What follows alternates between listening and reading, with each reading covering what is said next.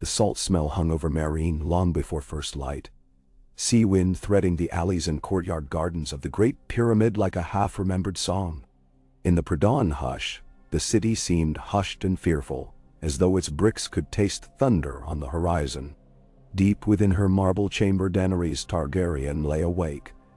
The linen twisted at her ankles, listening for a sound she could never name until it arrived. The slow wing beat of destiny circling overhead. For 10 days, the dragons had refused their chains. Rhaegal huffed sparks and rattled bronze collars against basalt pillars. Viserions' pale wings beat at the carved lintels until chips of stone rattled down. Even Drogon, once tamed by her whip and word, prowled the high terrace restless as a winter storm caged among summer canopies. Tyrion had warned her, dragons grow or die, and what will Meereen choose when their growth fills every corridor? But the small man's acerbic proverbs brought no solace tonight. The mother of dragons felt the city recoil from her silent companions, and felt herself recoil in turn from that recoil, as though ashamed of the fear that was her birthright. Before the purple of morning bruised the sky, a pulse of hoofbeats echoed beyond the gates. A patrol galloped in from the western dunes, dusk ghosts behind them. Grey Worm summoned himself to her door, armor smelling of cold iron and vigilance. "Khaleesi," he said with the crisp finality of one who speaks only the thing that must be spoken. "A fleet is sighted off the Skahazadhan mouth. Black sails. No banners, any no. No. Daenerys thanked him with a nod, but in her mind she saw those sails already, like torn midnight stitched together by hunger. She paced to her balcony. Wind tugged silver hair against her cheeks, and in the dark east, the bay mirrored a smudge of starlight scarcely brighter than coal. Somewhere out there a stranger's ambition was crossing waves laid down by gods long vanished, and she felt the tremor of its oars in her ribs.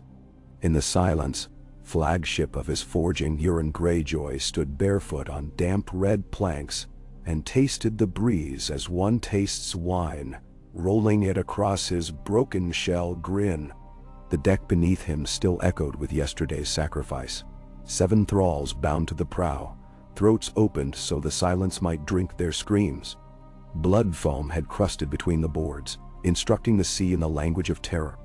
The damp hair priests called Euron apostate, yet the sea seemed to answer him and him alone. Why else would every gust today smell not of brine, but of ash and scale? He touched the Dragonhorn where it rested upon a block of obsidian set in iron claws near the mainmast. Even muffled beneath layers of oil-soaked cloth, the horn seemed to breathe. Its black spirals curved longer than a tall man's arm. Runes rasped deep in Valyrian glyphs that flinched from torchlight. When his fingers grazed the ridged surface, it throbbed like a living heart. Euron's single good eye reflected the dull glow, and in it possibility. 3 dragons bent to his will, the east aflame, and after that, why, the whole of the world cracking open like a muscle pried by his dagger. The silence and her swarm of squid-gink cohorts slipped through pre-dawn gloom toward the mouth of Slaver's Bay. Euron let their sails luff to ghost them between patrol routes, patient as kelp swaying. Up ahead, the crescent of Meereen's harbor lights faintly trembled. Columns of smoke from last season's siege still haunted the skyline. The city's pulse had never slowed from war to peace, merely changed its tempo. Perfect, he thought. Storms sow confusion, and confusion sows crowns. By mid-morning, the rumor of black sails poured through Meereen faster than spilt wine in a tavern brawl. Tyrion Lannister found himself again in the Hall of Governance, ringed by pale Kaskari pillars and resentful freedman delegates translating alarm into counsel. He had grown accustomed to catastrophe. It smelled of Fearg's wet and ink. Ironborn, he told the queen. Their kraken banners boast of drownings, reaving and bed sport, with severed limbs, pleasant neighbors. Daenerys drummed her fingers upon the Dornish inlaid table. I know the Greyjoy name. Asha and Theon bent the knee at Dragonstone. Why would their uncle sail against me? Tyrion's shrug was eloquent as music, because men want what they cannot own, and some men want it more dearly than life. We have 2 choices, Your Grace. We send ships to test their purpose, or you see the truth yourself astride your black beast. The mention of Drogon steadied her spine and narrowed her gaze to flint. Yet she remembered Korth, remembered being hunted through labyrinth streets, because she had flaunted her hatchlings. If this Euron Greyjoy truly carried the fabled horn, said to bind dragons, then exposing them might court a doom beyond slaver javelins. Still, the dragons yearned for sky. And so, at dusk, she climbed the battered steps to the Terrace Eyrie, where 3 colossal shadows rippled like banners in a storm. Rhaegal hissed as she approached, scales the color of corroded emerald shifting beneath torchlight. Viserion clacked his ivory teeth, golden eyes gem-bright with impatience. Drogon lowered his head, heat rolling from nostrils in gusts that singed the straw. She touched his snout, and the great lids fluttered. In that instant, she heard nothing of councils or fleets, only the ancient thrum of bloodline, fire-bound to fire, Targaryen to Wyrm. She swung herself upon the saddle harness, fashioned by Astapori leatherworkers, and without spoken command, Drogon sprang into empty air. They rose through the riverine evening, wings carving thermals into thunderous drums above the city. Below her, Meereen's torch streets resembled a copper necklace coiled upon dark stone. Farther still, the bay stretched wide, moonslick and secretive. At its edge flickered a scatter of moats, lanterns on ships whose hulls swallowed starlight. One vessel nearer the mouth shone with curious crimson flares, as though a pyre had been kindled upon its deck. Drogon's cry cut the wind. In answer, deep below, another sound unfurled. A note at the border between sound and wound. It clove through the night. Higher than gull's scream, deeper than iron-born war horns. The first blast of Dragonbinder rolled across water like a bruise made audible. Daenerys felt it vibrate through Drogon's spine under her thighs. Felt the answering ache in her own sternum, as if some hook had snagged behind her heart and jerked. Drogon banked violently, wings spasming. A second note followed, shriller, sustained until her teeth rattled. She pressed her knees into Dragonscale, whispered words of High Valyrian older than Old Kiz. But Drogon's pupils contracted to slits.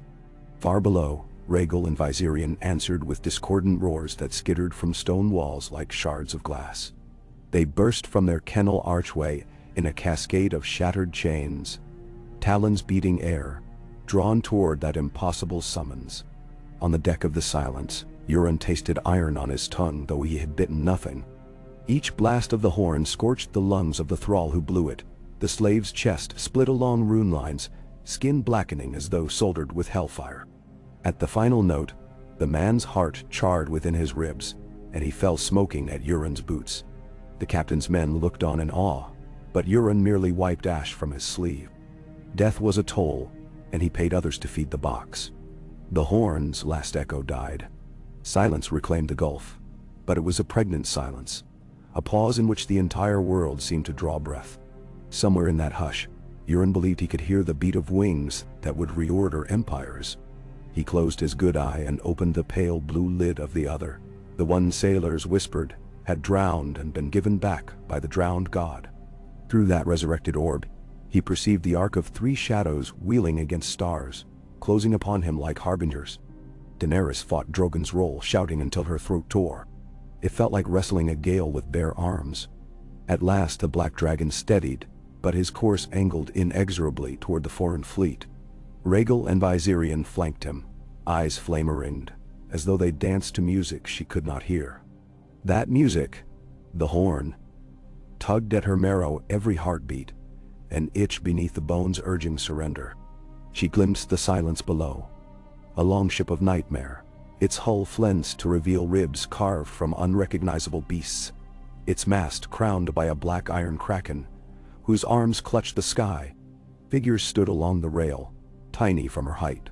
One among them wore no helm, his hair a dark banner loose in the salted wind. She felt his gaze collide with hers in the gulf between.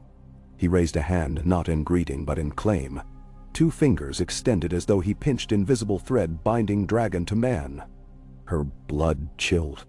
In that moment, Daenerys sensed the scale of her error. She had brought her children into a sorcerer's net.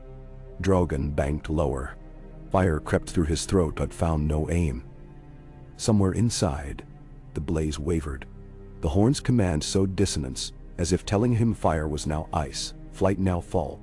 With desperate will, she whispered his name, the one sealed in dragonstone eggs. Even that secret cradle name spoken only in her softest memories. The black wings shuddered, flame regained color, and for a heartbeat Drogon resisted the alien orbit. That heartbeat cost her. A bolt of scorpion steel whistled from a warship abeam, grazing Drogon's left flank where scale gave to membrane. He shrieked in pain and fury. Blood speckled Daenerys' cheeks.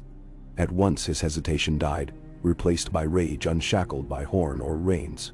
He banked on the wounded wing, descending like a comet into the clustered masts. Aboard the Silence, men scattered as black shadow eclipsed moonshine. Fire poured in a pillar that lit the bay like dawn. Spars combusted, tar bubbled, men became silhouettes charred into deck planks. But Euron laughed, throat raw, delight unfeigned. He raised both arms, greeting the inferno as a priest greets sunrise. In the blaze he saw not defeat but covenant. Each gout of flame fed the horn's hunger, and the horn fed his destiny. A second scorpion bolt arced, striking Rhaegal across a shoulder ridge. The green dragon faltered, but did not fall. He veered upward, wheeling above the mastheads, trailing smoke. Viserion followed, keening. Below them, new horns sounded. Not the Dragonhorn now, but ordinary war calls answering Greyjoy's gamble. Iron-borne longships swarmed around the Silence, boarding hooks flashing as reavers grappled Kiskari patrol cutters. Red sails burned, gold sails shattered, and the water covered the screaming with hiss and steam. Within Meereen the walls groaned with panic. Grey Worm deployed unsullied in spear phalanx along the harbor gate, but their discipline found no purchase against myth made flesh. Slaves and masters alike jammed the causeways for vantage of the aerial duel. Some fell to their knees praying to Balerion, others to the Harpy, still others to nameless gods that live only in the blood of crowds. In their howling Daenerys glimpsed a truth: dragonfire might win fear, but fear is not rule. Lose dragons, and she lost the spine of her future.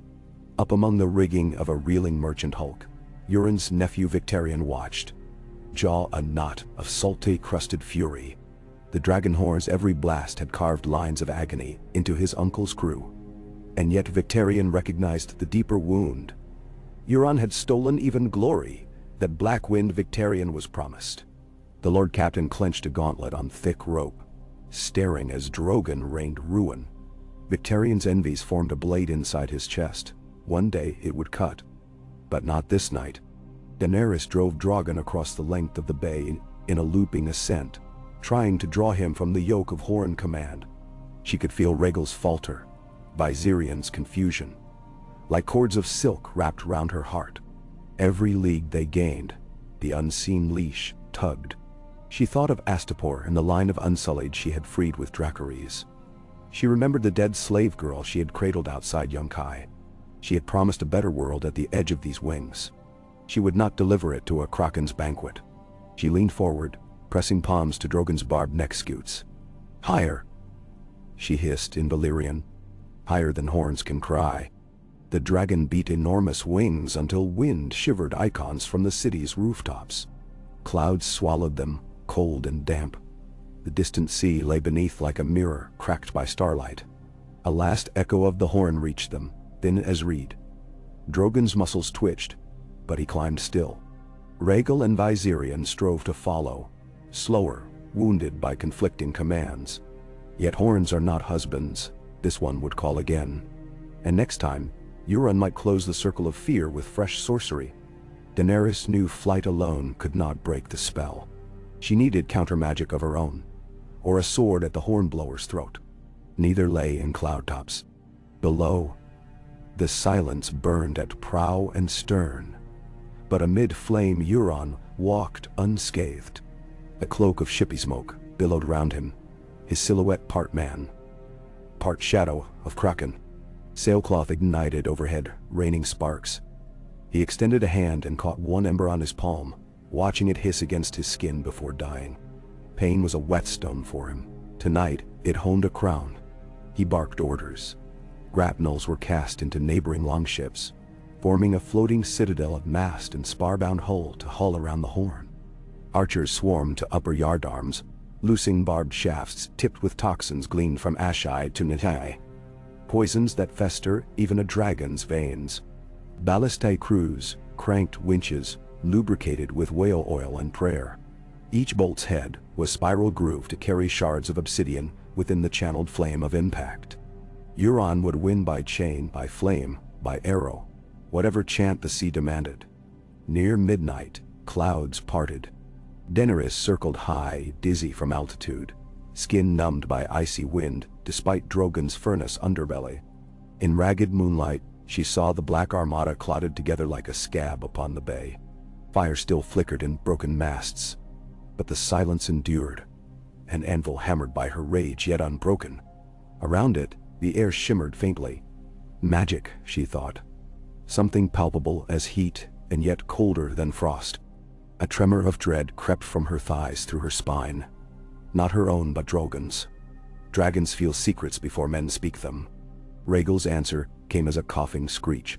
He faltered, circled downward, green wings flaring as if seeking purchase on air grown suddenly too thin. Viserion spiraled after his brother, their spins drawing twin corkscrews of smoke that glowed against black clouds. Daenerys sensed the horn lifting once more, felt the prey sound vibrate in bone. Drogon bellowed defiance, then the first note crashed over them, tsunami of sonic force. The horn's third summons cracked layer upon layer of sky. A vein in Daenerys' ear burst. Warm blood trickled down her neck. Drogon convulsed. The world tilted, clouds became sea, stars burst like embers. She clutched the saddle rope as the dragon plummeted through mist, his wings stiff. Rhaegal and Viserion fell too, though not as steep. They tumbled in disarray, trying to right themselves but spinning like green and gold leaves torn from some vast mythic tree. She tasted copper and fear. "No," she growled, voice ragged. "No. You are mine, and I am yours. Remember the pit of Daznak. Remember the sky at Korth. Remember the egg's first heartbeat." Her words spilled into the wind, lost. Yet perhaps some scrap reached Drogon's thrashing consciousness. A tremor rippled along his neck scutes. His wings flexed a fraction. They punched through cloud and swam into moon-blanched air above the fleet. Below, Euron stood on the horn platform, cloak rippling. The thrall who had blown the third note lay dead, chest cavity split like a blackened pomegranate. Euron wiped the mouthpiece clean with a scrap of silk and contemplated it, as though considering whether to raise the horn himself. A whisper of expectation stirred among his surviving men.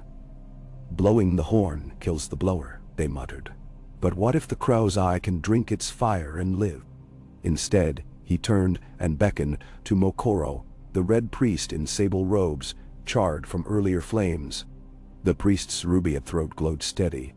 Euron's grin widened. A crevasse, splitting night. "One more note," he commanded. "One to bring the beasts to heel." Mokoro's dark eyes reflected embers, and perhaps pity. Yet the priest obeyed. He stepped to the horn, placed lips across rund obsidian, and spat a brief incantation older than Arlor's known psalms. Smoke drifted from his mouth before he even blew. Then he filled his lungs and sounded the fourth note. It began like thunder rolled backward through stone corridors, reverberated as if a mountain inhaled the world. The sea itself trembled, wave crests shattered. Ship masts resonated until rigging hummed. In Meereen, windows cracked like fragile eggs. Daenerys felt her heart skip, then pound in sync with that colossal vibration. Drogon shrieked, a raw sound more terror than fury. The dragon flipped onto his back, wings drawn inward. The saddle harness jerked. She slipped sideways, limbs pinwheeling against rebellious gravity. Her fingertips grazed black scale slick with clod dew. Found no purchase. She fell. Air hammered her ribs, tore silver hair about her face, raw and wet. The fleet lights whirled upward now, constellations of doom. She saw Rhaegal and Viserion struggling, drawn like insects to lamplight at the Silence's mast. And she saw Euron, arms raised again, horn still echoing. waiting for the dragon to come to roost upon his outstretched will. But Drogon had not forgotten all commands. He dove after her, instinct older than horns or crowns. Black wings folded. He pierced the night like an obsidian arrow. Great jaws opened. Hot breath enveloped her in sulfur warmth. She felt the brush of leathery lips, talons delicate as surgeon's forceps clamp around her waist, then the wrench upward as gravity lost its claim. Her scream rose, half terror, half relief. Drogon banked violently a hairbreadth above mastheads, skirting the silence so close her dangling boot tore a strip of sailcloth. Euron spun, cloak snapping, as dragon and rider shot past. The crow's eye laughed again, every Naramis only seasoned the feast. Mokoro lay dying at his feet, ruby cracked, blood steaming in ribs seared from within. Yet the priest's face bore a strange peace, as though his end was a prophecy fulfilled. Daenerys clung to Drogon's talon, twisting to climb onto his shoulders once more. Her muscles burned, but rage burned hotter. She no longer feared the horn's call, fear now fixed upon the man who wielded it. A kraken draped in spellfire might unmake her dream, not with armies nor politics, but by stealing the very sigil of her soul. That she could not abide. She vaulted to the saddle, slammed her heels into black hide. Drogon turned at her thought. Below, the silence tried to become a shadow again, but secretly wood remains wood, and wood burns. Dracarys. Flame rippled down his throat, roared from his jaws in a cone of white-hot ruin. The horn platform erupted. Iron twisted, mast splintered. Yet Euron danced aside, cloak of fire, laughing still, half silhouette, half demon. Around him, men screamed and leapt into boiling sea. Dragonbinder toppled, clanged upon deck, rolling toward the gunwale. A dying sailor, ablaze, stumbled into its path and brought it to rest against charred timbers, already collapsing. But the horn did not break. Drogon swept past, wheeled for another strike, but ballista bolts hissed upward, one thudding into his wounded flank. He faltered again. On the far side of the war-ringed bay, Rhaegal landed upon the deck of a smaller longship, limbs trembling, eyes glazed. Ironborn swarmed him with barbed nets soaked in wildfire resin. Viserion swooped, but nets found him too, anchoring golden wings to deck planks. Dragons struggled, roared, scorched men into shrieking charcoal, and still nets tightened, chains clacked. Horn notes lingered like poison in their ears. Daenerys felt the bond tearing, thread by luminous thread. A queen is mother to her realm, but a mother feels each hurt of her child. And tonight the pain was a cleaver cleaving heart from hope. Drogon thrashed, trying to answer brother's cries, yet the horn still nagged at his marrow, confusion muddling rage. Euron reached the fallen Dragonhorn, though deck fires licked at his greaves, though timbers sagged and threatened to swallow him. He lifted the obsidian flare as one might cradle an infant. Blood from his knuckles sizzled upon its runes. He did not smile now. His grin had flattened into something hungrier, expressionless as the deep sea. He moved to blow, himself, this time. The final note, she knew, would claim him too. But perhaps he believed in resurrections, stranger than priestcraft. If he blew, the dragons would belong to a corpse's dream. She could not allow the smallest risk. Drogon beat wings ragged, circling. The silence's top deck was a furnace. Scorpions lay melted. Ropes smoldered. Yet Euron's figure remained stark, outline flickering in ember glow. Daenerys judged distance, angle, wind. She had no spear, no bow, no magic but flame. But flame was enough. Now, she whispered. Drogon dove again. One last descent. Bolts rose, but slower, crews blinded by smoke. He twisted through them. At the moment, Euron raised the horn to lips already blistered. Drogon's throat flared, but the black smoke parted, and a gust of luck or sorcery diverted fire along the deck, leaving Euron bathed in light yet unsinged. The blast struck the mast instead. Wood exploded skyward. Yardarms snapped. A spar heavier than a horse hammered down upon Euron and the horn together, driving both through the planks to vanish beneath deck into roaring inferno. Daenerys banked away, coughing smoke. She saw no sign of Horn or Greyjoy captain amid the collapse. Only flame and sailors tumbling into blood-hot water. A hiss rose as the bay drank them, but her victory felt cold. Below, Rhaegal and Viserion still writhed beneath chains on neighboring hulls. Ironborn cut lines, ready to tow captives from the pyre. Without Horn, the dragons no longer felt commanded, yet nets held.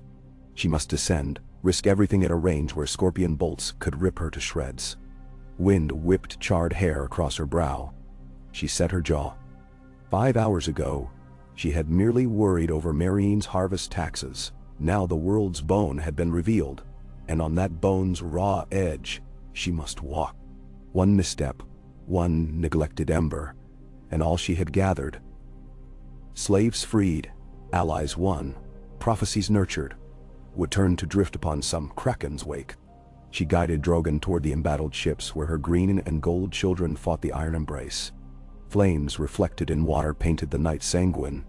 Somewhere under charred decks, perhaps, a horn cooled or a dark captain drowned. But Euron Greyjoy was not a man who courted ordinary deaths, and Daenerys felt certitude stir. Tonight's fires would end, but the game they began would smolder yet, and every realm from Summer Sea to Shivering would learn what price is paid when dragons are summoned by thieves. That knowledge weighed upon her shoulders as she and Drogon plunged once more into the furnace. Endei. Moonlight glazed the sea like molten pewter, rippling between charred spars and arrow-strewn hulls, as though some laughing god had spilt a draught of star silver upon the water. The air tasted of copper, resin, and scorched flesh, and below the beating of Drogon's wings, Daenerys could hear the clang of iron hooks and the frantic scuttle of boots as Ironborn tried to master what they had snared. On 2 long ships, lashed flank to flank by chains as stout as city gates, Rhaegal and Viserion thrashed in opposite miseries. The green dragon lay half on the foredeck of a captured slaver, nets pinning one wing beneath him, while 20 reavers strained at windlasses to draw heavy hemp tighter. Every jerk creaked collarbones and tugged needle-fine screams from his throat, a sound like hot glass fracturing. When he tried to spit fire, the fetters cut deeper into his ribs, choking the blaze to coughs of ember and smoke. Viserion fared no better. His pale body sprawled across the runnel deck of a Myrish merchant hulk, reeking of wine and pitch. Wings trussed so tightly the joints jutted white where scale met bone. Dozens of smaller lines spider-webbed his snout, forcing it shut, but even muffled his furious hiss vibrated the air. The sea below hissed back, red clouds of boiling tide flaring where droplets of wildfire dripped like green tears from shattered amphorae. Daenerys' arms trembled with exhaustion, yet she pulled herself upright as Drogon, who bled from flank and wing, steadied above the beleaguered vessels. His great body loomed blacker than night, underside glowing furnace red where his chest heaved. 100 reavers glanced skyward. Some quailed, but others loosed quarrels or hurled dripping grapnels in mad hope. The missiles spanged off scale, harmless, but it was not courage that kept Daenerys from ordering Drogon's wrath. A single inferno would save her briefly, then kill her brothers in the same breath. Instead, she turned her head and whistled, a piercing, trilling note she had practiced with Jiqui in the Dothraki Sea, when her dragons were hatchlings small enough to curl round her forearm. In calm days, the sound meant food or caress. Tonight, it meant hold fast. She whistled again, louder, until the inside of her skull buzzed. Rhaegal's yellow eyes flicked up at the noise, clouded yet aware. Viserion's tail thumped once against deck boards. They felt her voice in blood if not in ear. "Drop," she whispered against Drogon's neck. "We go to them." The black dragon folded his wings and descended as a falling cliff. Yardarms splintered beneath him, rigging sang high notes, parted, and snapped. He landed astride the chained hulls with impact enough to shatter oaken planks, knuckling between heaps of broken mast and burning sailcloth. Boards buckled under his fordolons, but Drogon spread wings wide for balance, casting the entire bay in quivering shadow. In that moment, every Ironborn within 2 decks forgot orders. Some simply dropped blades and fled for the rail. Others stood frozen, necks craned, mouths wide as gutted fish. Daenerys swung from the saddle into the pitched chaos, boots striking a deck bathed in ash and sparks. A pair of Greyjoy marauders lunged instinctively, axes raised, yet hesitation slowed them, and she was quicker.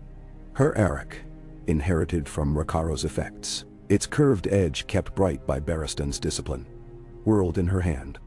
One axe head flew, the haft spinning after it. The second man's knee split before his scream found the night. Blood slicked pine boards and steamed under the dragon's heat. She pivoted toward the windless crew dragging Rhaegal's nets. "Cut those lines," she shouted, in harsh Valyrian first, then again in Kiskari, and finally, for any Westerosi sell-sail among them, the common tongue. Few listened.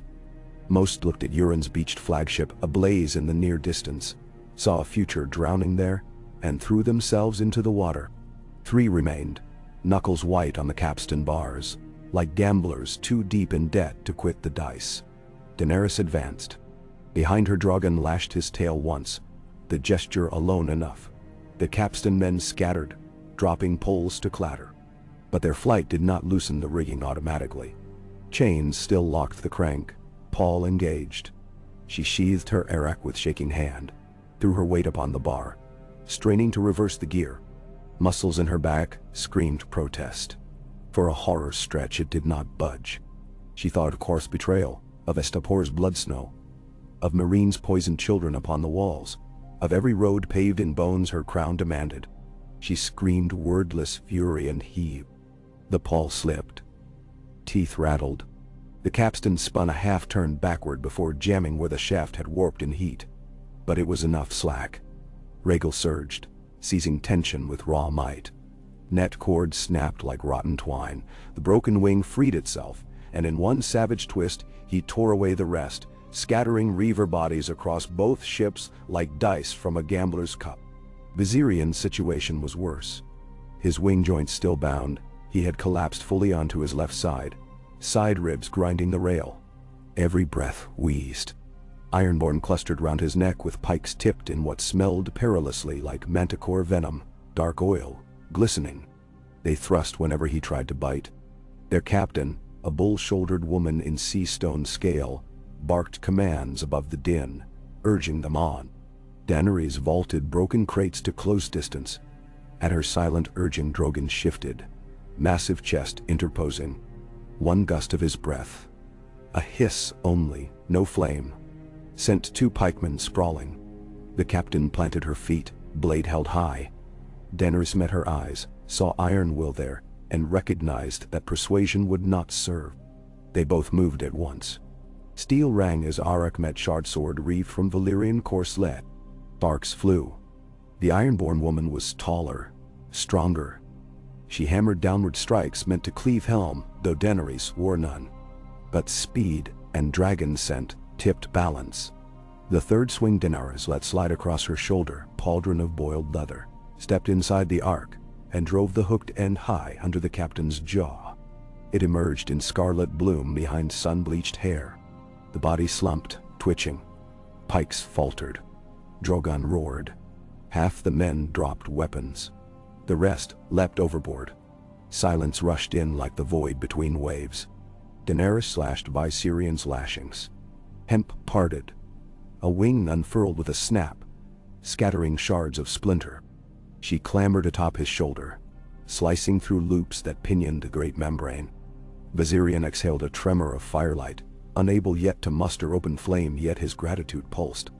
By now Rhaegal, free but wounded, had crawled to the gap between vessels, nostrils flaring at Drogon. Soft rumble, brother to brother. The decks beneath groaned alarmingly. With each dragon's movement planks sagged, scuttles spat sparks, and rising gouts of smoke stung eyes. If they lingered, all 3 might tumble when these crippled ships foundered. The stars overhead wheeled, vast and uncaring, as if turning the page of a darker chapter. No horn sounded now, but dread shadowed her shoulders all the same. Where was Euron?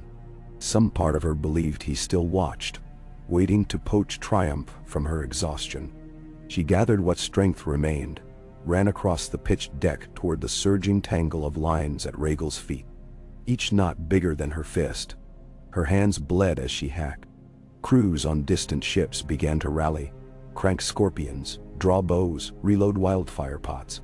She could feel their focus narrowing on the dragons. A narrow shriek arrowed from the mist. It whickered past Drogon's neck, missed by inches, and plunged sizzling into a burning mast stub. The shaft wreathed in green flame as wildfire coating ignited, releasing noxious lime smoke. More arrows followed, patterns of demon fire streaking the dark. Drogon recoiled.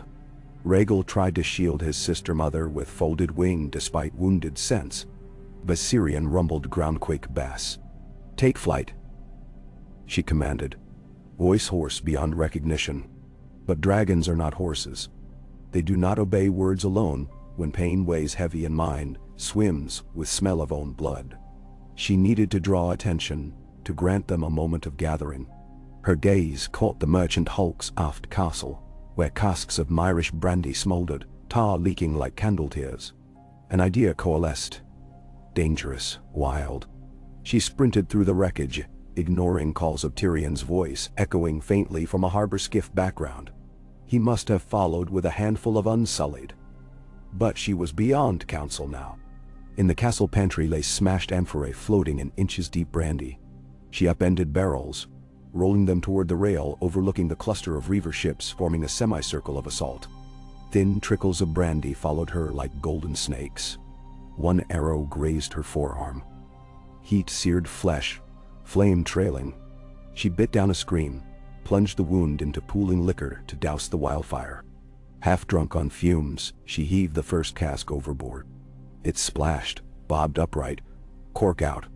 She hurled another, then another, each landing amid the Ironborn's knot of longships. The flammable liquor spread quickly across a skin of seawater already dotted with burning pitch.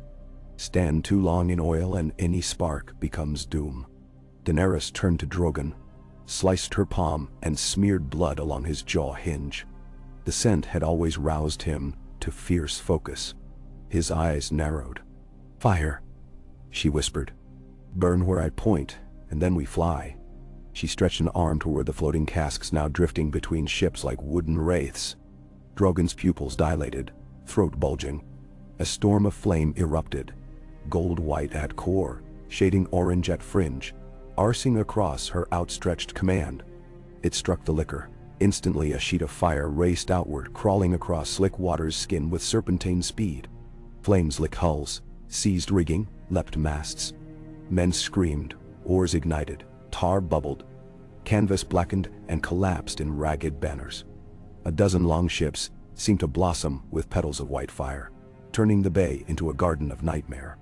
The eruption brought the heartbeat she needed. "Now!" she cried. Drogon lurched, wings sweeping gusts that tore smaller fires from deck seams. Rhaegal crouched, sprang skyward, pumping the damaged wing but finding enough lift.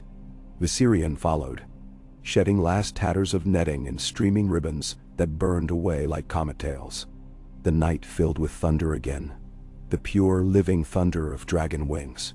Daenerys seized Drogon's harness as he gained height, and below her the inferno spread like dawn across dark water, each blazing hull drifting into others, sparking new flares. Catapults on the outer fringe tried futilely to find purchase, but crews choked on smoke or fled in dories. A lone scorpion quarrel streaked upward, found Rhaegal's flank, but glanced off scale. Others curved wide, upset by thermal updrafts from the conflagration. Only when the dragons cleared mast height did she dare to look for the silence. She found it half submerged, stern deep in froth, bow raised like a black finger, accusing heaven. Flames gnawed its husk, yet the great iron kraken figurehead still loomed at prow, red light glimmering in its hollow eyes like coals. Of Euron, no sign. She swept gaze across flotsam. Fragments of that obsidian horn drifting, maybe, or perhaps an intact piece sunk under keel shadows. Memory of his mad grin crawled her skin. Drogon angled toward Meereen, but she tugged reins. "No. Patrol the bay," she murmured. If Euron survived, she must see. And if the dragon's bane horn emerged, she must claim or destroy it. No foe could leave tonight bearing that weapon. They circled slow, lantern bright on their underbellies. while below them unsullied longboats rowed out to pluck survivors. Tyrion's voice carried faintly, marshalling rescue and triage, while at the same time barking orders to Grey Worm to garrison the harbor mouth with scuttled barges, lest any fragment of fleet attempt escape. As Drogon banked again, moonlight brushed a shape clinging to half-charred flotsam. A tall, broad-shouldered man in torn rags of crimson and black, hair matted with ash, patchless eye socket glaring. He kicked once to propel the plank closer to a capsized skiff where 2 oars remained. Even at this height, Daenerys sensed the burning will beneath his exhaustion. Euron Greyjoy would not drown quietly. She guided Drogon lower, but caution tempered fury. She lacked nets or chains to capture him, and direct flame risked losing the horn if he still possessed it. Yet she saw no bundle at his belt, only a jagged curve of obsidian wedged beneath his free arm as though salvaged from wreckage. He spotted her. Even with one eye ruined, his contemptuous grin flared bright as wildfire. He thrust the obsidian shard overhead, taunting, claim or challenge, she could not tell. It might be only driftwood masquerading as runestone, or it might be the keystone of Dragonbinder's power. Drogon hissed, wings flexing. Far below, flame light struck the water off the Silence's sinking flank. Something large shifted beneath the waves, perhaps hull timbers settling. Or perhaps not. The sea has ways, and Daenerys thought again of tales Barristan once told of krakens drawn to battlefields by the feast of flesh and iron. A shudder rippled across the bay as timbers groaned, and Euron's plank rocked violently. Still he laughed. A spear of moonlight cut through drifting smoke, illuminating scattered survivors. Ironborn, Giscari freedmen, all thrashing for life. Some reached for ropes, dropped by unsullied. Others clutched driftwood. One silhouette broke the surface near Euron, arms thrashing. He brought an elbow down, shoving the man under. Predator until last breath. Daenerys tightened harness straps, then patted Drogon's blood-tacky shoulder. "One pass," she whispered. "Only flame upon the water." She would melt the plank from under him, force him to relinquish shard or drown. They dove. Air howled past. The moment before Drogon loosed fire, Euron hurled the obsidian fragment like a javelin upward. Past them, nowhere near. He clutched rope hanging from the capsized skiff and hauled himself aboard, rolling over gunwales slick with oil. Daenerys twisted to track the shard's arc. It splashed 20 yards off, glowing ember red as it sank. At that instant, something heaved beneath her dragon. Pressure, heat, a pulse she felt in teeth. Drogon shrieked, flailing midair. Water geysered up. A column of steam roared where the fragment had struck, as though it had pierced some hidden vent. From that vortex coiled a ribbon of smoke tinted violet, spiraled like twin dragons climbing. A deep hum vibrated through hull shards, through rigging stumps, through Drogon's bones. Rhaegal and Viserion roared in returning disquiet overhead. Euron knelt in his skiff, both hands spread wide, mouth moving in words lost under thunder. The vortex widened, water swirling clockwise until the exposed sand of the bay floor showed dark teeth.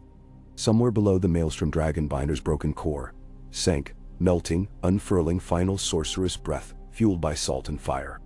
Daenerys felt the tug again, not the compulsion, but resonance, alien song coaxing Dragon's soul. Yet, fragmented, incomplete, it lured only agony, not mastery.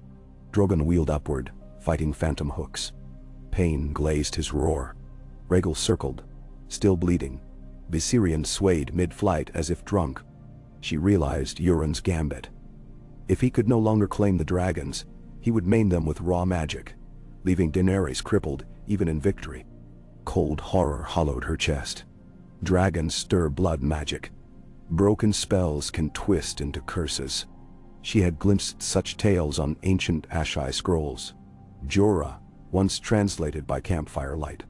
A dragon struck by wild malediction could turn feral or mad, or simply wither from within. Decision cut through dread. She steered Drogon straight into the rising plume. The heat scalded. Scale cracked where earlier bolt wounds had seared edges. But at Vortex heart lay the shard, a dying ember of spellcraft. Destroy it utterly and perhaps the hum would stop.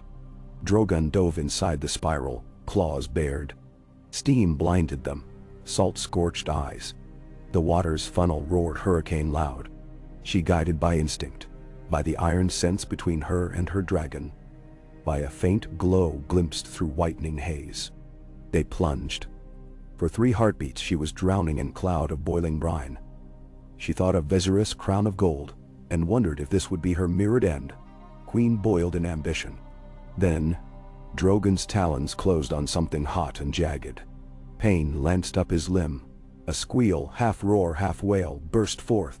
They burst upward through steam, trailing rivulets that hissed across battered scales. In one claw, the black fragment glimmered red-orange, runes smeared, molten.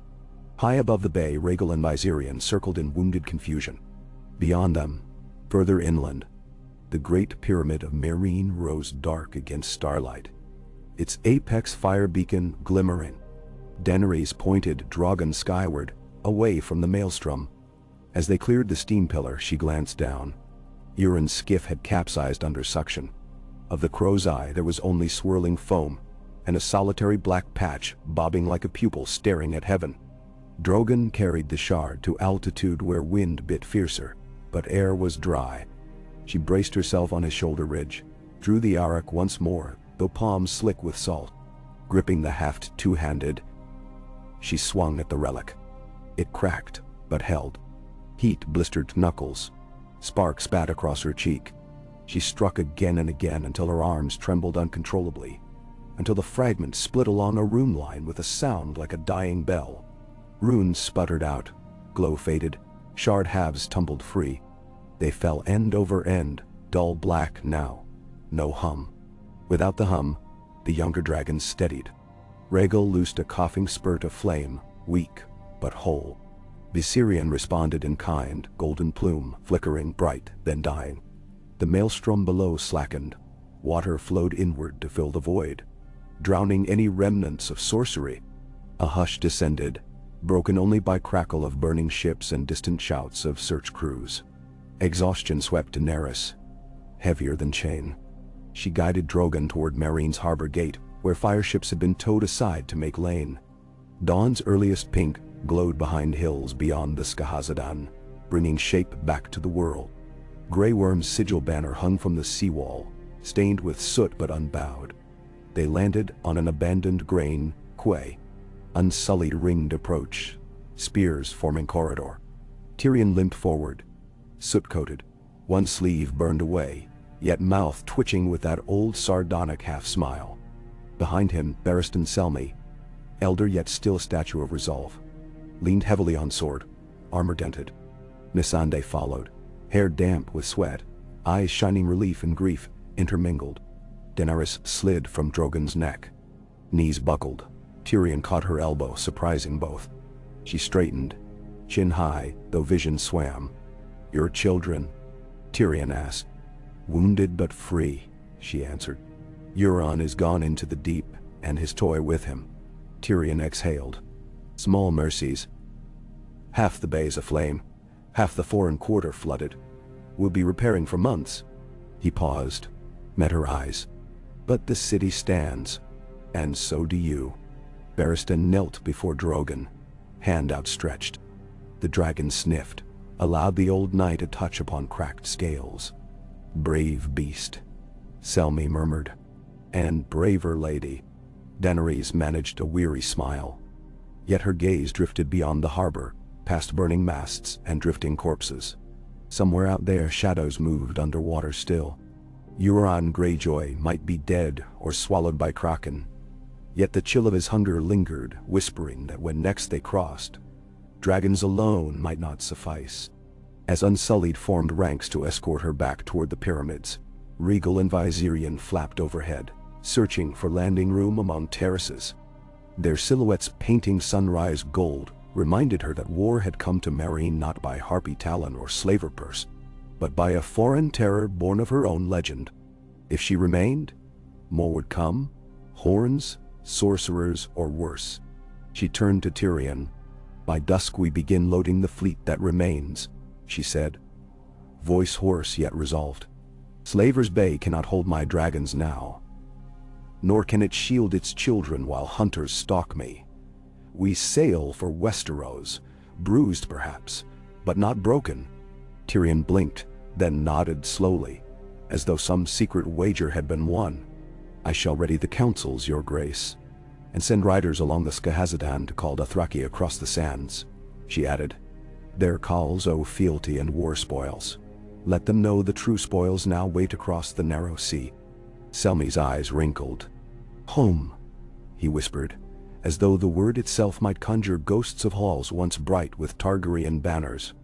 Daenerys faced the spreading dawn, smoke plumes rising like the spires of a black crown above Meereen's skyline. Dragons wheeled high, testing wounded wings against sunrise. The city below trembled yet lived, its people staring skyward with awe, fraying into hope. In that twilight between night's nightmare and day's promise, she made herself a vow etched deeper than any rune. Never again would careless trust or measured mercy invite chain about her children's throats. She would cross the sea with fire and storm at her side, but she would also cross with watchfulness sharpened by betrayal, for the Game of Thrones devours fool and tyrant alike. Only those who heed every shadow of their own legend survive to write the ending. And so as sun crested the horizon, Daenerys Stormborn, unburnt, Queen of the Andals, the Rhoynar, the first men of Meereen and dragons, and of ashes yet unborn, lifted her gaze to the west, where a continent waited, unaware that its last dawn, without dragons aloft, was breaking. The wings beating above her fanned that dawn into prophecy, a cadence of thunder rolling ever forward, promising that those who sought to bind the storm would drown in its coming. Far off in the bay, the silence gave a final groan as charred planks slipped beneath waves, and for a heartbeat it seemed the Kraken's iron arms waved farewell to the living world. But legends rarely drown so tidily, and the sea, though it swallows, is patient in what it yields up again. Oh, a sallow dawn mist clung to the courtyards of the Great Pyramid, muting the usual kaleidoscope of Meereen's morning clamor into bleary softness. Smoke from the night's inferno still drifted across the bay, carrying the stink of tar and roasted flesh into every alley. But within the pyramid's numinous hush, sandal-footed runners hauled buckets of steaming water up marble ramps, and unsullied in soot-tarnished bronze, made their slow measured rounds as though Menace itself were another hallway to patrol. Daenerys allowed none to join her in the dragon chamber, but Missandei, whose quiet presence had always felt more observation than intrusion. They stood beside a massive trough hewn from red marble, the only vessel large enough to cradle Drogon's bleeding wing. The wound, a puckered knife of flesh where the scorpion bolt had entered, steamed when Astapori antiseptic hissed against scale. Drogon's pupils flicked between pain and doze, but he lay still, trusting. Across the chamber, Rhaegal and Viserion nested upon sand, trucked from the Plaza of Pride, each with a huddle of scarlet-clad healers around torn membranes. Rhaegal flinched whenever linen touched his ribs. Viserion snapped at shadows, incensed not by agony so much as the indignity of inaction. Though they breathed, each exhalation seemed a debt, unpaid and compounding. Daenerys ran a palm across Drogon's spine ridge, feeling the shiver pass beneath her fingertips. Their life force was kin to her own. The knowledge that a horn might unknit it in an instant left her marrow salted with dread. Missandei's voice, soft as papyrus rustle, broke the hush. A convoy of healers from Astapor begs leave to offer poultices drawn from basilisk bile. They claim they can mend anything," Daenerys finished, half smiling despite exhaustion. "Let them wait beneath the colonnade. My beasts bear flame enough to kill basilisk. I'll not risk untested secrets on them." Missandei dipped her chin. "And the Hizdarak Guild of Merchemists has sent a salve of jellied silver." "No," Daenerys said, sharper. "I'll trust only what Barristan and Selmy's experience vouches." She touched Drogon's ear spikes and felt the thrum of forged steel beating in her own temples. "Tell the guild will purchase their silver for coin but not for dragon flesh." Missandei departed in silent swish of linen. Daenerys turned back to Drogon. She whispered, the nonsense. Lullabies her mother might have used. Songs learned only from memory of memory. Countless leagues from the red dunes of Slaver's Bay. Drogon's eyelids drooped, breath slowing. At length Barristan Selmy entered, helm braced against his gauntleted hip. "Forgive me, your grace." He gazed at the dragon, reverence living in the creases round his eyes. Grey Worm reports skirmishes among desert warbands outside the west gate. The bay's smoke lured carrion scavengers, and worse, for plunder. He seeks instruction. "Deploy the Unsullied to show force," she said. "But warn him. Let the scavengers flee if they will. We have no appetite for more corpse pyres." She blinked at Selmy, seeing the old man's bent shoulders, the blood staining his greaves brown. "You should rest." The old knight bowed but did not argue. A faint quaver of distant horns drifted through stone. No longer the Dragonhorn. Thanked the gods. Merely harbor watch signaling day shift. Yet every horn call now startled her pulse. The world felt newly dangerous in ways steel could not answer. "Sir Barristan," she said exactly as he turned to leave. "When I sail, you sail with me, but I will leave a governor behind. Begin writing letters of thanks and farewells. Copy them thrice." She thought of words etched in fire and shook them away. "And find me the Maw's strongest blacksmith. We need deeper harness plates for Drogon's wounded side." "None?" Selmy bowed again. "It will be done, your grace." When he was gone, she moved to the broad archway facing the inland lawns. From here one could see distant dunes rippling gold beneath a pale sun that promised heat by noon. Already dust plumes marked outriders returning, trotting beneath banners of snarling wolf and burning sun. The two Dothraki Khalazars she had broken and remade. In 3 days, their horsemen would fill Meereen's outer fields. The city might not survive such weight of hoof, but survival mattered little now. The dragons needed sky and freedom. The queen needed ships and wind. She descended alone to the throne chamber. The route felt carved by sleepwalking. Each stair and turn she traced in dark days of juggling justice for free and bonded both. Today, the distances seemed longer, the torches dimmer.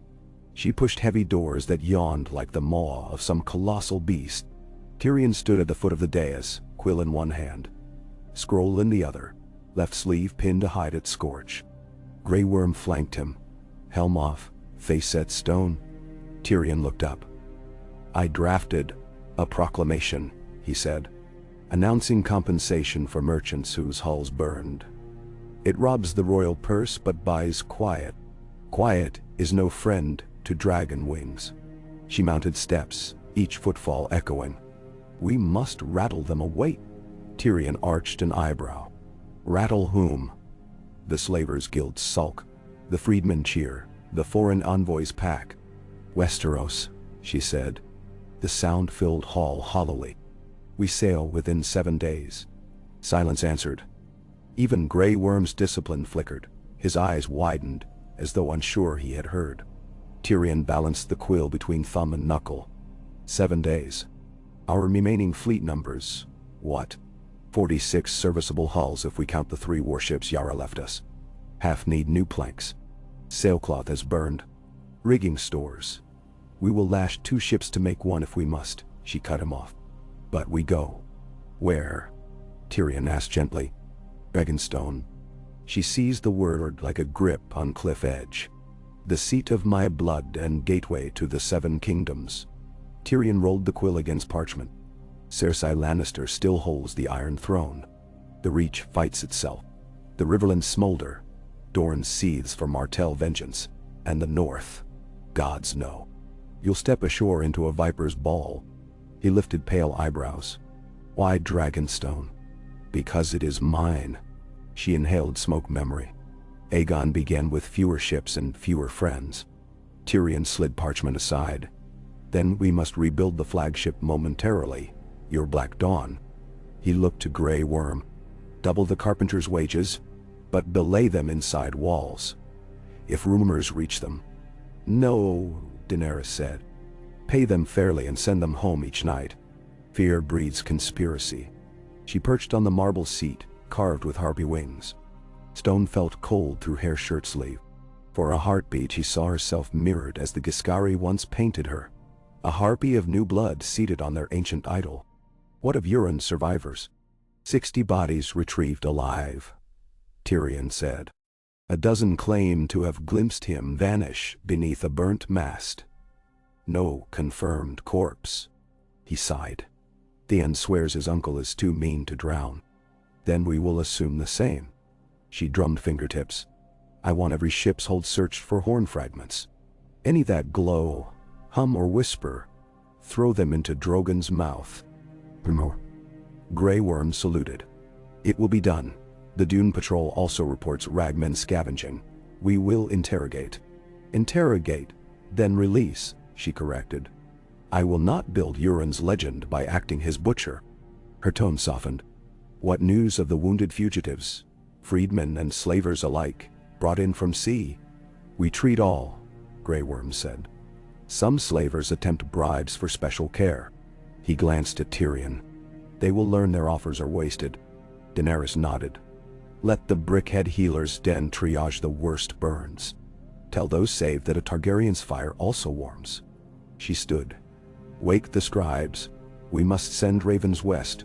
The kingdoms will know I come.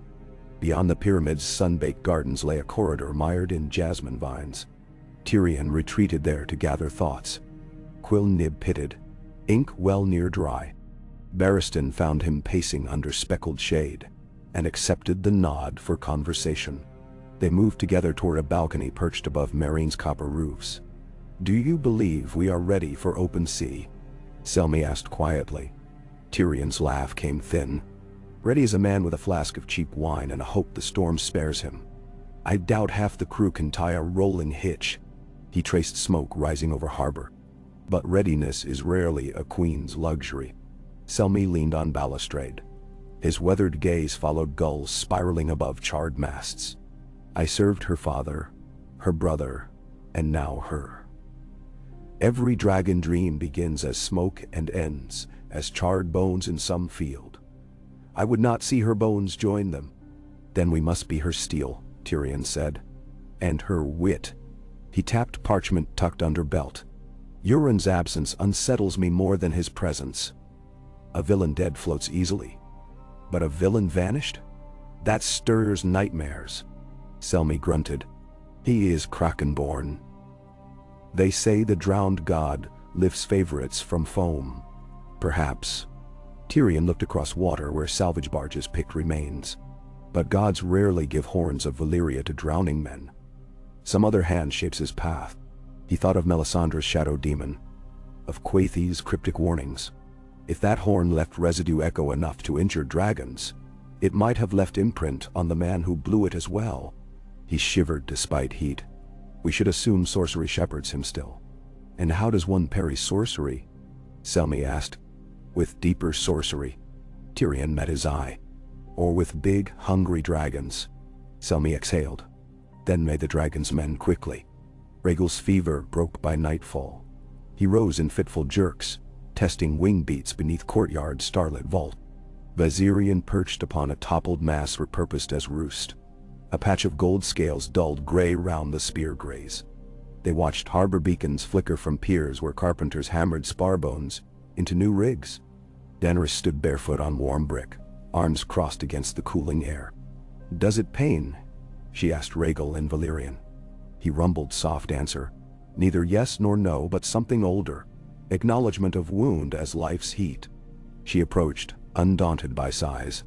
With a cloth scraped from silk tailings, she dabbed sweat pooled beneath wing joint. Rhaegal tolerated her ministration, then nosed her hair, sniffing the salt of her fear, the ash of her anger. Soon, she whispered, resting forehead against scale ridges. Images flickered. Dragonstow's basalt towers wreathed in sea mist. Blackwater Bay gleaming beneath dawn. Casterly Rock's red cliffs cracking under dragon flame. Dreams forged in exile, burning bright as forge fires. Yet each dream now sharpened by new caution.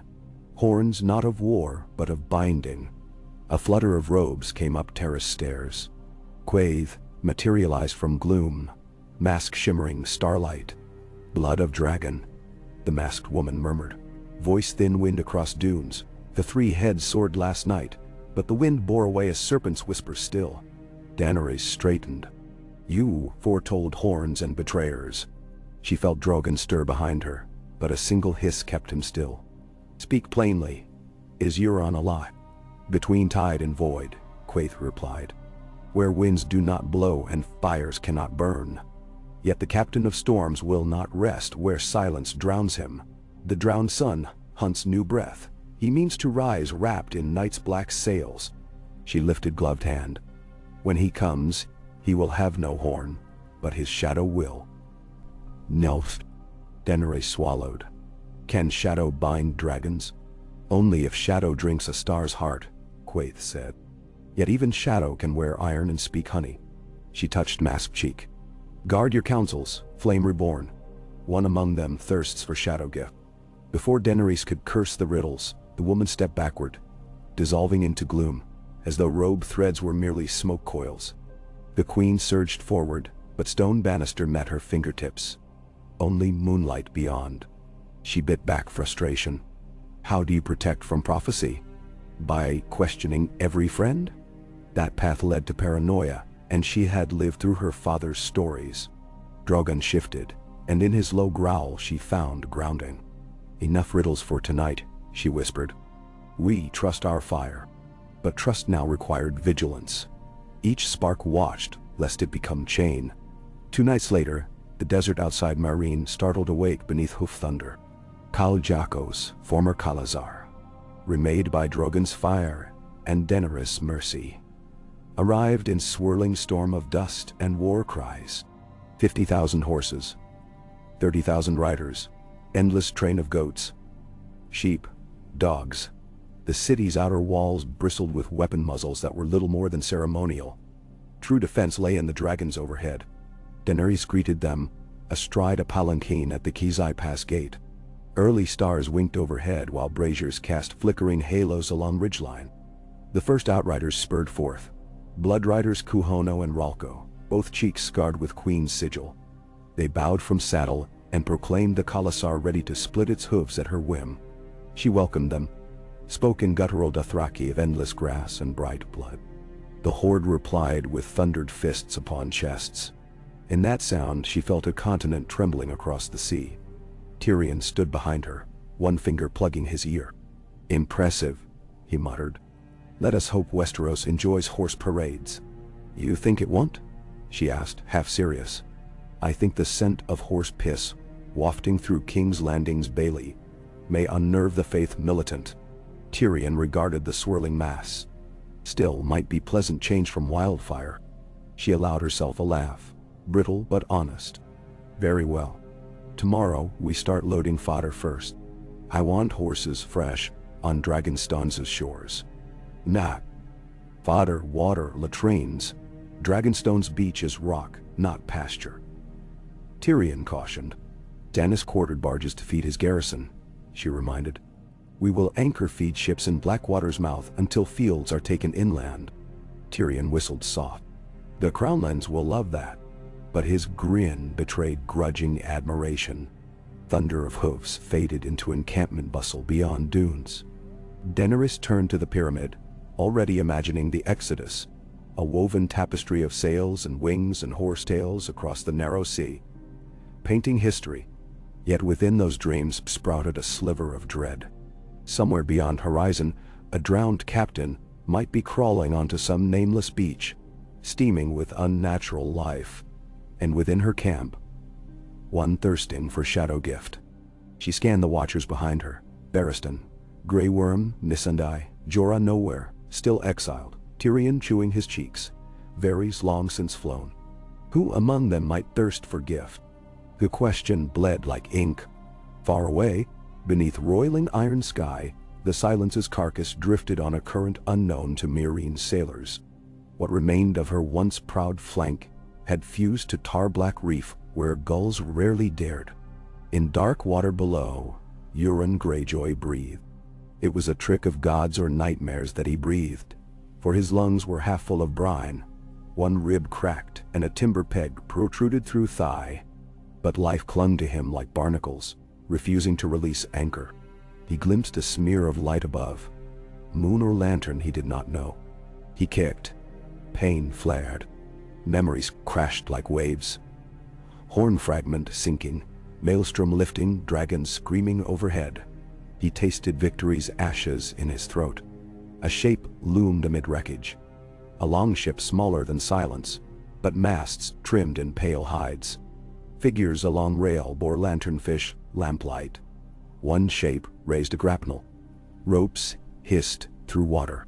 Euron felt arms haul him up, coughing drown wine upon planks, decked with fresh weirwood chips.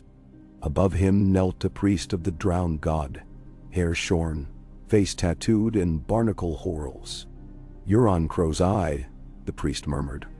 Voice echo cavernous, "The god was not finished with you." Seawater dripped from every syllable. "The shadow in your lung still beats." Euron spat blood. "Shadow beats. Good." He gripped priest's robe, dragged himself kneeling. The world wobbled, but hunger steadied. "Where's my horn?" "Shattered, sunken," the priest said. "Yet pieces hold echo, and echoes call new horns. We salvage what we can." Euron's laughter rasped, half caught. "Then salvage storms, and more priests. We sail again." He glanced to rail where battered sails hung. "Whose deck holds me?" "My deck," said a blunt voice. Victorian Greyjoy emerged from gloom, bare-chested, arms crisscrossed with rope burn. Lightning scorched hatred across his eyes. "You promised me a glory. You made me scavenger in your ruin." "Dem Cyril." Euron grinned, blood oozing between teeth. "Glory still waits, brother. Dragons fly wounded. The queen sails west. Who hunts crippled prey?" Victorian fingered the handle of his hammer. "Dragons may be wounded, but they still breathe fire. And I have seen enough horns kill men blowing them." Euron's grin widened. "Then we find another who loves death's kiss." He shrugged at cracked rib. "But first we need a fleet." Victorian spat over rail. A handful of reavers survived. Enough to man one ship. "Now. We need one ship only, one to reach the Isle of Faces where green dreams grow into weapons," Euron whispered. "There lies wood older than Valeria's doom, and leaves that hear dragon hearts beat. From those leaves we'll carve a new horn with runes the children feared." He shivered, though air was warm. "Bring me there, brother. Let the crow and the kraken each feast upon the lion and the dragon both." Victorian stared, torn between oath and contempt. Yet the sea's fierce tide pulled him into Euron's wake as it always had in boyhood hunts. "Fine," he said. "But when the horn is blown, you hold it. I'll have no ghosts cooking my lungs."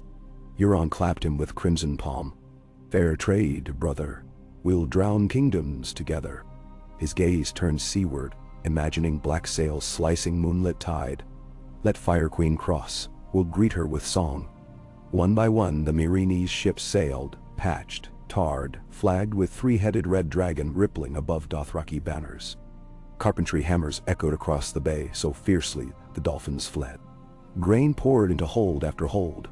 Goats bleated into woven cages. Horse stalls stank of fresh straw. The entire harbor became a spilled hive of motion. Tyrion oversaw manifest tables at pier's end. Quills scratched, runners cursed, barrels thudded. He moved between gangplanks like a conductor coaxing discord into music. Each captain bowed. Each quartermaster pressed seal to parchment. But the dwarf's mind roved abroad. What rumors would reach King's Landing first? That the Mad King's daughter sailed with hellish beasts? That horse lords raped at will? He needed the crownlands to fear but not to spare. Panic births, alliances, and strange beds. Grey Worm appeared to report. Reeve Tal Tiro volunteered warehouses at no cost. He claims loyalty. Tyrion smirked. He hopes to flee with us and sell bolts to Westerosi exiles. He marked name on list. Grant him berth and note him for future review. At midday, a commotion rippled down the quay. A gaggle of Westerosi mercenaries, clothes half burnt, were dragged forward under unsullied pikes. They knelt. Their leader, a gaunt man with green lake patches at temples, looked up at Tyrion with a hawk's wary gaze. "We served on an ironborn scorpion crew," he said. Our captain's dead. We wish to swear to the queen. Nay. Tyrion studied them. You fired on her dragons. The man dipped head. And we saw them spare our lives. He swallowed. No horn compels us now, only hunger. Tyrion motioned Grey Worm aside. Offer them probationary service, he murmured. They row slave galleys converted to supply ships. If they attempt treachery, they die where no deck sees. He returned to the men. Swear before the queen tomorrow. Fail her once, you sink with a stone about your necks. The men nodded, relief raw. Tyrion etched another note. Scorpion crew turned conscripts, watch. Night-blanketed harbor. Flames in braziers gleamed off anchor chains. Daenerys stood atop the Black Dawn's quarterdeck, breathing pine sap and resin from fresh-cut masts. Rhaegal perched upon forecastle spar 20 yards ahead, Viserion circled, testing downdrafts. Drogon slept coiled across aftcastle roof, black mass blending with star shadow. Tyrion reached her side. Wind fluttered his cloak, embroidered with lion and dragon entwined. Tomorrow we raise mooring, my queen. Tomorrow, she echoed. She stared at Starpath West. The Dothraki will load last. Horses spook when hull shifts. Nesto. Tyrion glanced aloft where rigging creaked. We've assigned them bow trim to counter dragon weight. He rubbed his brow. Why do I feel we gamble, not only throne but world, against an enemy unseen? Because we do, she said softly. Euron may chase us. Cersei may poison us. Winter may swallow us. But Meereen lies behind, and I am weary of ruling ghosts. He chuckled wryly. Every throne sits on ghosts, your grace. Some merely colder than others. She regarded him, suddenly grateful. Will you write to your brother? No raven fast enough to beat rumor, he said. But perhaps a coded sail signal off Storm's End. His eyes glimmered. If Jaime yet breathes and defies Cersei, he may open a door. A golden door lined in gilt, she mused. Guilt can be persuasive, Tyrion said. I live by it. They shared silence until deck watch rang second bell. Daenerys looked out again, and something twitched behind her eyes, a flicker at waterline where burnt hulks bobbed like rotting teeth. For heartbeat, she imagined a shadow rising from depth, water sheeting from outstretched arms. She blinked, the vision vanished, yet dread whispered. Tyrion followed her gaze. Still see him. Not with eyes, she said. But I smell his ambition on the night air. Then we sail, quickly. Tyrion offered half-smile. And pray our wind outruns his stink. She smiled despite the chill. Pray to which god? He lifted shoulders. Any who loves a good wager. Dawn unfurled like a scarlet sail. Thousands thronged the terraces chanting, Mhesa, until throats rasped. Flotillas of fishing skiffs bobbed, their nets strewn with lotus blossoms tossed like offerings. Dragons winged above, overshadowing sun. Trumpets blared brass thunder while Dothraki riders whooped, guiding horses up gangplanks wide as markets. Daenerys stood at prow, silver hair streaming. In her heart raged fear, hope, vengeance, and raw determination, colliding like storm clouds, birthing lightning. She thought of Slaver's Bay behind her and saw not cities but faces. Children opening manacles, old slavers kneeling, rebels raising banners of new dawn. She had forged fire into freedom here, but left coals that might flare after her passing. Freedom demanded tending. Yet some burdens must be delegated if the dream is to spread.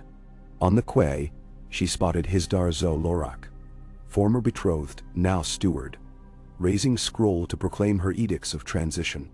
He bowed low when her gaze found him. He would rule under council of freedmen and seekers both. She hoped the council remembered the lessons of blood. Great horns sounded thrice, the signal to cast off. Capstans turned, ropes whipped free. The black dawn lurched, bowsprit yawning toward open mouth of bay.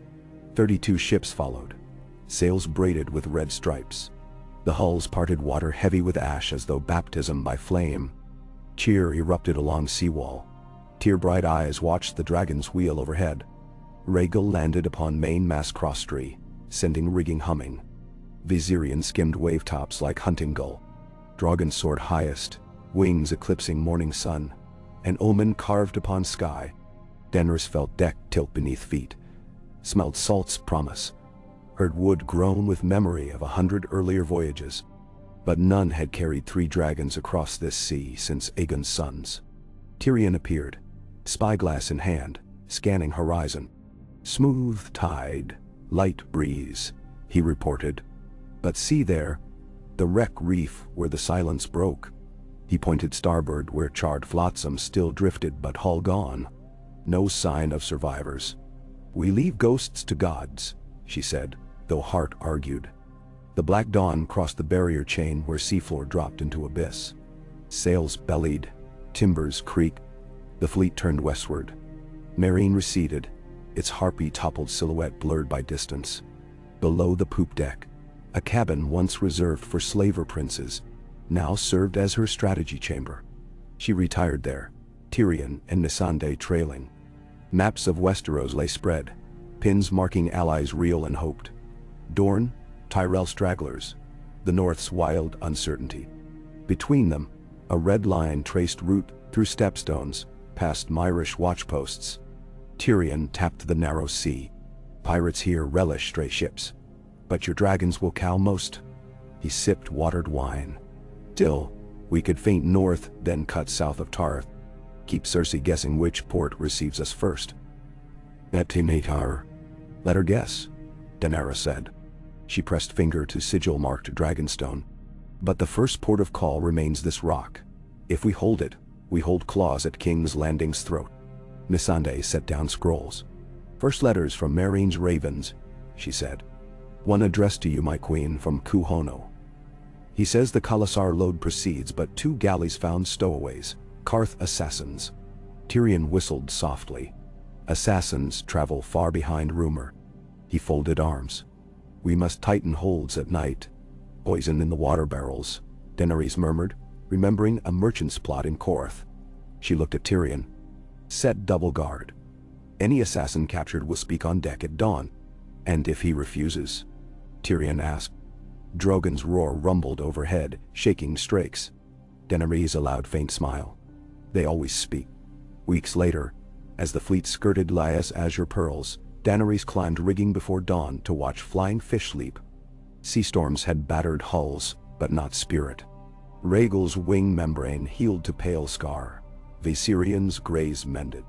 Drogon's flank still bled, occasional rivulet when forced to heavy flight. But he bore pain with wrathful pride. 3 times pirates approached. 3 times dragons wheeled and flame blossomed. Spoils floated to feed sharks. Yet each night Daenerys dreamed of horns echoing through black halls, of dragons twisting against invisible yokes, of Quaithy's mask dissolving to reveal Tyrion's pale eyes, or Missandei's or Barristan's. She woke heart racing, palm seeking dragon scale. She sensed Tyrion noticed her sleeplessness. He proffered sweet night wine, but she declined. Dreams demanded clarity, not oblivion.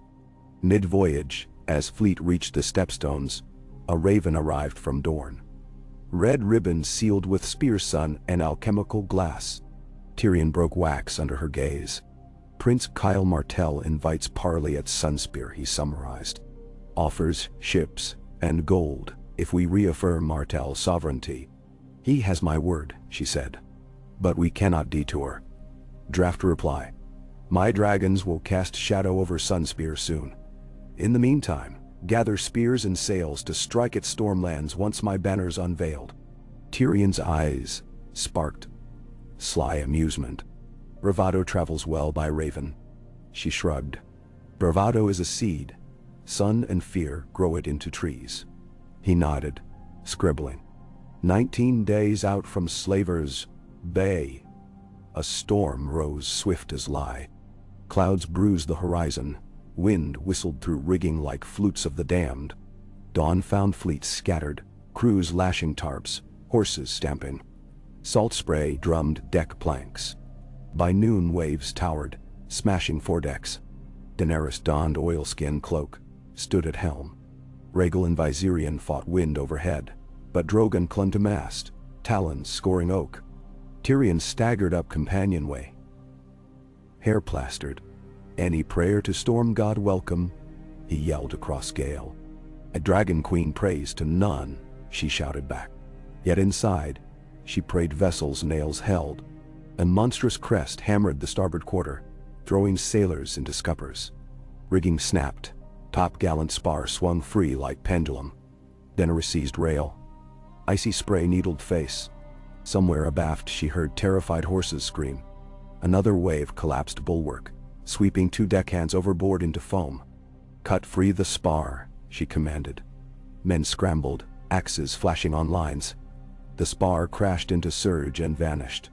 Amid chaos, something darker than wave loomed on port bow. A longship hull thrust from gloom, its prow carved as leering kraken. Tyrion's face drained color. That cannot be. The kraken ship heeled close, sail reefed, rowing against gale with massive oars manned by ironborn in soiled gray. At prow, a lantern of drowned bone glowed unnatural cobalt, resisting storm's fury. And at helm, silhouetted by lightning, stood Euron Greyjoy, alive, grin wider, eye patch torn away to leave a socket glowing faint blue. Daenerys blood-iced. How had he crossed leagues so swift with one ship? Sorcery stank on the wind. He raised a horn unlike the first. Smaller, carved from pale green weirwood layered with iron dark veins. Even through gale she heard faint vibration hum. It pulsed. Not a call but a prelude. Dragons overhead screamed. Drogon answered with flame, launching it into rain. Fire hissed, half quenched, but some licked kraken sail. Euron laughed, arms spread. He did not raise the horn to lips. Instead he hurled it into sea between the ships. Upon touching water it shattered, not into shards but into mist. And the mist spiraled up, shaping a colossal specter of kraken arms swirling round invisible core. Rhaegal shrieked, wings faltering, caught in spirals of air the mist creature birthed. Viserion dove to guard, but invisible tendrils whipped, striking his flank. He roared pain. Drogon lunged skyward, jaws open, flames searing between raindrops. Flames punched through specter. The mist hissed, parted, coalesced behind bursts. Yet each tendril retreated only to lash again higher, as though the specter drank flame to grow. Euron's longship slid past, close as kissing. He shouted across crashing wave, voice amplified by unnatural echo. "I broke your bay, and I break the world to claim you, Dragon Queen. The sea and shadow are mine." His gaze burned. "Meet me in blood or drown." Grey worms archers loosed a volley. Shafts rattled harmless off kraken hide. Euron turned, vanished behind mast. Daenerys' fury shook foundation. She climbed amidship's rigging, rain stinging. Drogon circled, tail bleeding new gash. She raised arms. "Drogon, here." He swooped to rail. She scrambled across wet deck, seized harness, swung on. Lightning forked behind silhouette, riding omen and sky. She pointed at Mist Beast. "We kill the source," she growled. She saw not only Euron, but the longship's stern where a black-scaled priest intoned over cauldron of glaring green flame, the heart of Spectre. Drogon banked, colliding with gale head-on. Wind hammered, but rage burned hotter. Rhaegal and Viserion followed, though wounded. Together they arrowed toward the cauldron.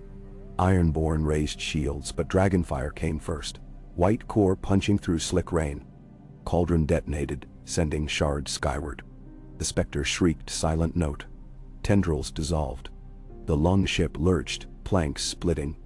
Euron stood at prow again, slipping blade free, eyes incandescent. Drogon swooped low enough that Daenerys glimpsed wet deck glimmer. She considered flame, but fear of horn echoes stayed her. Instead, she chose steel. She unhooked one of Drogon's saddle spears, tipped with dragonglass for wights rumored in north but sharp as fate, and hurled it across yawning gap. It flew true, whistling, and struck Euron's shoulder, punching through mail and flesh.